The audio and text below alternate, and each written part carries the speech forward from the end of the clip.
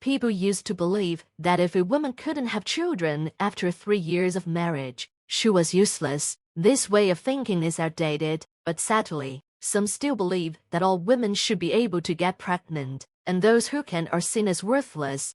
My name is Ashley. I'm a 25-year-old housewife, and I can't have kids. I've been weak and sickly since I was a child, which meant I often missed school and didn't play with other kids, making me shy. I had pale skin and was very thin, and my parents saw me as a failure. They wished I would die because they felt I was a burden. They showered all their love on my older sister, Emily, who was healthy and pretty.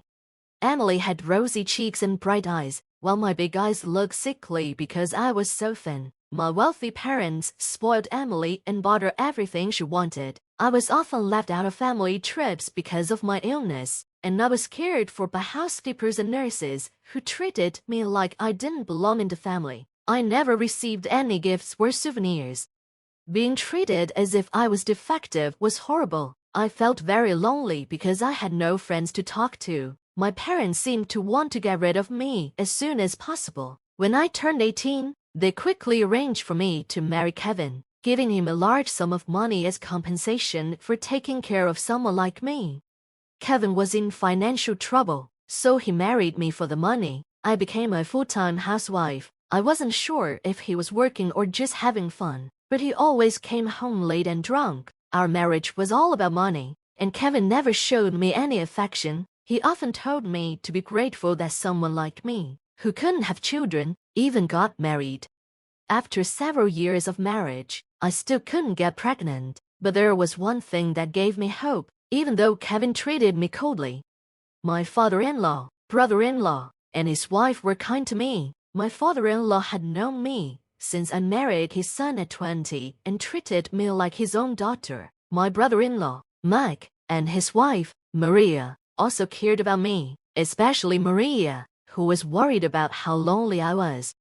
Ashley, you don't have to be like a doll and do everything people say, Maria told me. Mike worked for a big company, and Maria ran her own interior design business. She was cheerful and wonderful, and knowing I spent most of my days alone, she often came to check on me. At first, we just had tea and chatted, but soon she started teaching me new things.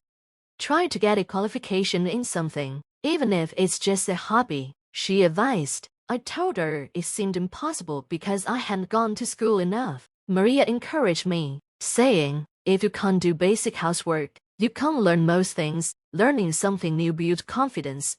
Taking her advice, I began studying for a color certification. Later, I learned that my father-in-law had talked to Mike and Maria about me. He said, Ashley tends to underestimate herself. I wish there was a way to boost her confidence. Maria suggested introducing me to new areas of study, and Mike agreed.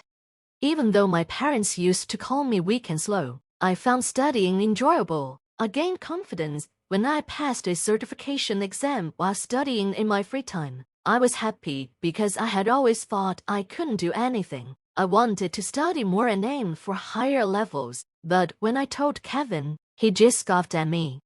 It must be nice to waste time on useless studying, he said. For the first time, I didn't feel hurt by his words. Instead, I felt angry. I finally expressed the dark feelings I had kept inside.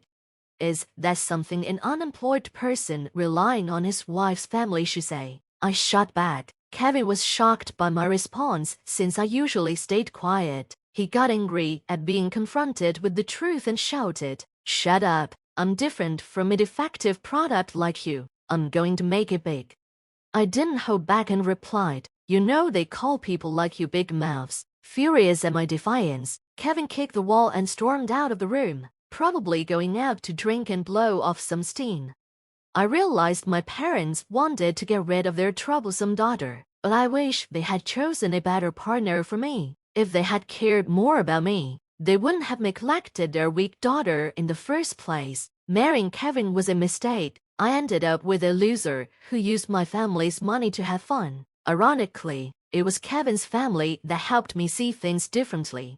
After our fight, Kevin didn't come home for several days. I knew he was with my sister Emily, but I didn't do anything about it. Emily had divorced her husband and given up custody of her child. yet my parents still spoiled her. They allowed Kevin and Emily's affair to continue because they preferred fulfilling Emily's wishes over caring about me. I knew my sister would eventually try to steal my husband, so I prepared myself for that day, feeling confident I could handle it. A while later, we all gathered at my father-in-law's house. I visited him regularly, but Kevin hadn't been there in a while. Kevin was prideful and often compared himself to Mike, his brother, who graduated from a prestigious university and worked for a large company while Kevin was unemployed. My father-in-law and Mike never pointed this out, but Kevin felt inferior. He took pride in marrying me, a woman from a wealthy family, but my father-in-law didn't care about that. He treated me, his daughter-in-law, with kindness but was strict with Kevin. He often praised Maria, Mike's wife, for being excellent. Deep down, Kevin was jealous of his brother for having a beautiful and intelligent wife.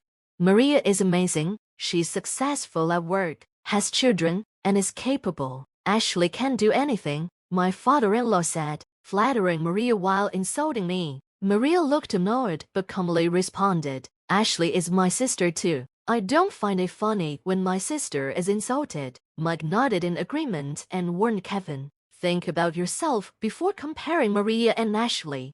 Kevin clicked his tongue dismissively, and I felt embarrassed by his childish behavior. I understood that he felt inferior to a successful brother, but he really needed to grow up. My father-in-law looked at Kevin with disappointment. He had treated both sons equally, but they had turned out so differently. He had expressed his frustrations to me before, but today he cleared his throat and scolded Kevin. Aren't you ashamed, Kevin, relying on Ashley's family's money and not working? Ashley is a good wife. As a husband, you should support yourself. Don't you understand something so simple? Kevin's face turned red with anger. Dad, Ashley is useless, and I'm just returning the favor, he snapped. Mike spoke up on behalf of our father. Kevin, I don't want to say this as your brother, but your mind is rotting. Kevin cursed and stormed out of the room. I tried to stop him, but my father-in-law held me back. I'm sorry, Ashley. I hoped he would become more responsible after getting married, but it seems that's not the case. Mike and Maria sighed beside him, and I quietly bowed my head, feeling defeated. As I was about to leave, Maria stopped me. Don't worry, Ashley. Everything is prepared. I nodded and left my father-in-law's house, returning to the chaotic home where Kevin was fuming. The room was a mess, destroyed by Kevin's anger. As I stood in disbelief at his childish actions, he shouted, I'm divorcing you, the infertile one. I'm going to marry your sister. He laughed, boasting that my parents had already given their consent. So, Kevin chose Emily after all. My parents had always given Emily whatever she wanted, even if it meant letting her take my husband. Kevin knew I couldn't have children when he married me, but it was convenient for him. However, now that Emily wanted Kevin, my parents were supporting their affair. They probably wanted grandchildren, and saw Emily's potential pregnancy as a way for her to marry Kevin. I wouldn't put it past my parents to do something like that. Emily had already divorced her husband and gave up custody of her child, claiming the child wasn't cute. She loved herself more than her own child. I felt sorry for the child Emily and Kevin would have. Would a child born to such selfish parents ever be happy? Kevin, not understanding my concerns, mocked me. Just leave. Since we're getting a divorce, I'll pay you alimony. You good for nothing. He didn't even realize that my parents would be the ones paying alimony. I signed the divorce papers, took my essentials, and left the house. Instead of going to my parents' home, I sought refuge at Mike and Maria's. I had been discussing my suspicions about Kevin and Emily's affair with them. Mike said with a serious face, I wouldn't put it past Kevin. That's when Maria started preparing for the worst.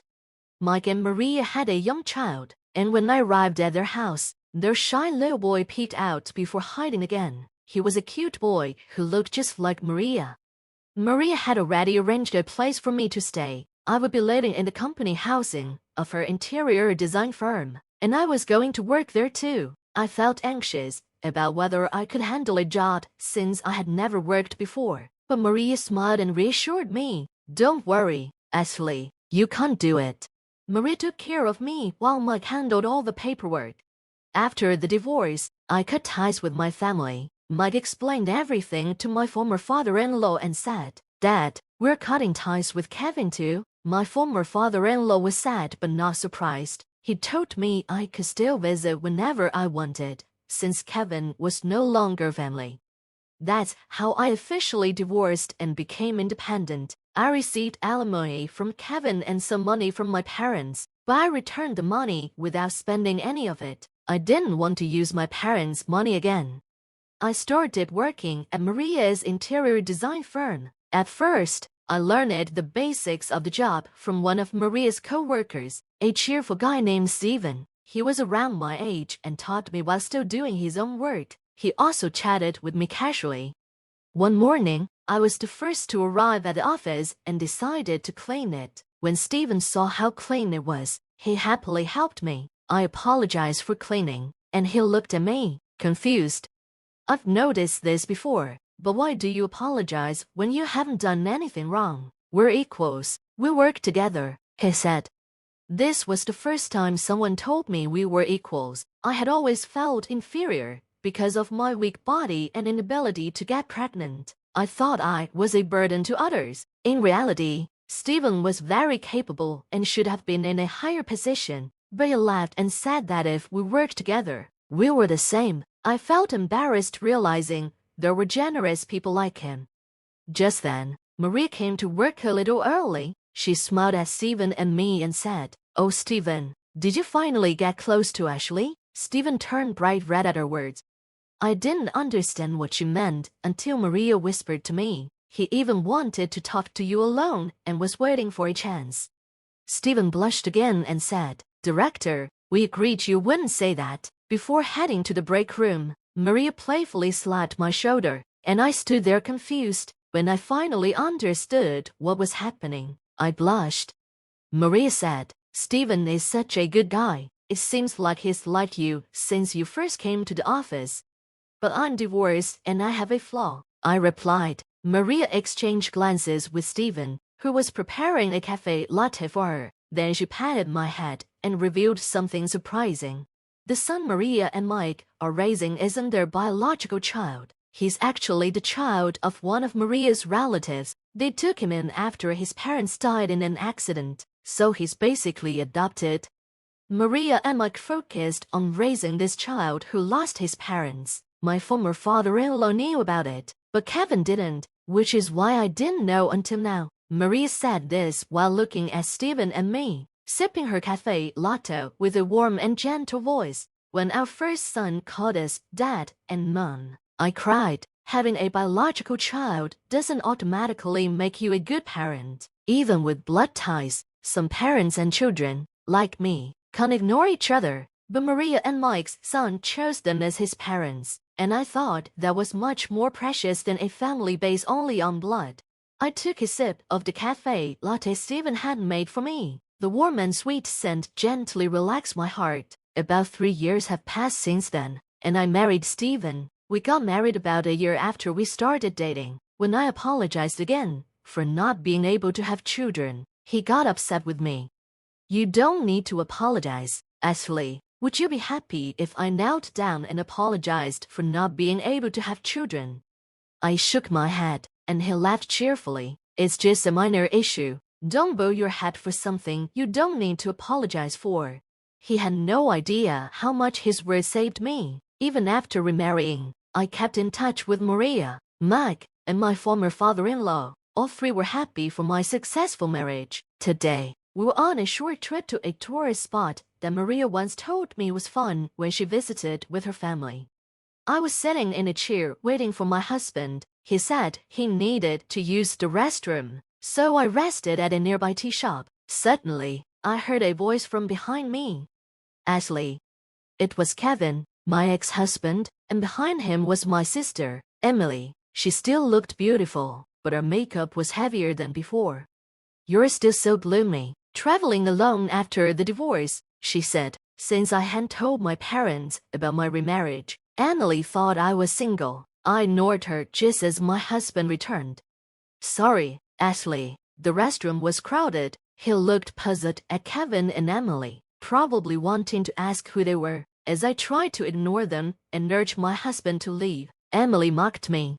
"You found another man already, even though you're incompetent and can't have kids." Kevin laughed along, but my husband spoke up, looking displeased. "I am Ashley's husband, and her name is now Ashley Stevens. By the way, we do have a child." He patted my belly, and Kevin turned pale. Emily sneered, "I bet a baby will be disabled." My husband replied in a cold voice, probably at the limit of his patience, "Ashley is currently pregnant with our second child. Our older daughter is 2 years old and healthy. Today, we left her with my parents." Kevin turned pale at my husband's words. "I was shocked when I first got pregnant, too.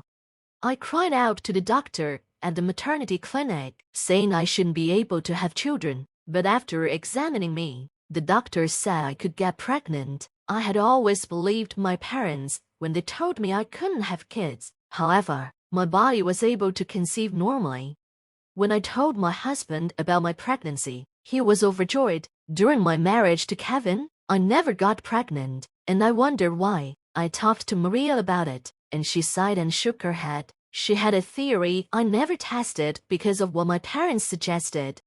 Maria said my parents probably knew I could get pregnant all along. Kevin also knew and was using contraception. Maria hesitantly said, "Ashley, there's a possibility your parents have been deceiving you. They didn't want you to have children. They thought it would be a hassle if you, being frail, had a child with disabilities, so they told Kevin not to get you pregnant." I remarried Stephen and had a healthy baby girl. I was also pregnant with a boy, and both of us were healthy. I had felt guilty because of my parents' lies. As my husband and I were about to leave, Emily pointed and smirked. "I aborted Kevin's child. It was a failure." In other words, she aborted it because she was worried about disabilities. Kevin desperately begged me, "Please give me one of your children, otherwise, I'll be kicked out." Emily laughed cruelly. I wanted to scream in anger, but my husband stopped me. He looked at Kevin and Emily with disgust and said, "Save your nonsense for when you're in a coffin, you piece of trash." He glared at them and urged me to leave while holding my hand. I turned my back on Kevin and Emily, giving them a contemptuous look as we walked away. I felt like I had seen something horrible regarding their unborn child. Later, I safely gave birth to a baby boy. Caring for my 2-year-old daughter and infant son is difficult, but my husband helps me. As for my ex-husband Kevin, he was eventually abandoned by Emily. My parents were also kicked out once they were no longer needed. According to my ex-father-in-law and Mike, Kevin is now in debt and struggling financially. When Kevin came asking for help, they turned him away, shocked by his situation. My selfish parents and sister, Emily, also messed up their lives after Kevin and I divorced. Emily started having affairs with married men and eventually faced serious consequences. She was sued multiple times by the wives of her lovers and had to pay alimony. Gradually, she lost her money and the respect of those around her. Even my parents couldn't save her. Because of Emily's selfishness, they lost everything. Foolishly, Emily borrowed money from a shady company and is now being chased for a huge debt. My parents and Emily are now homeless, but I don't care. They're not my family. They're just blood-related strangers to me. My true family consists of my wonderful husband and our 2 beautiful children. It doesn't matter what happens to my parents, Emily, or Kevin. As I changed my son's diaper, my husband played with my daughter, laughing. Seeing him smile made me feel truly grateful to have him in my life. I smiled while watching them, and my husband looked at me, puzzled. "What's wrong, Ashley?" he asked. "I'm just so happy to be married to you, Stephen," he playfully replied while patting our daughter. "Well, you're Mrs. Stevens too." His cheerful laughter made me and our children smile as well.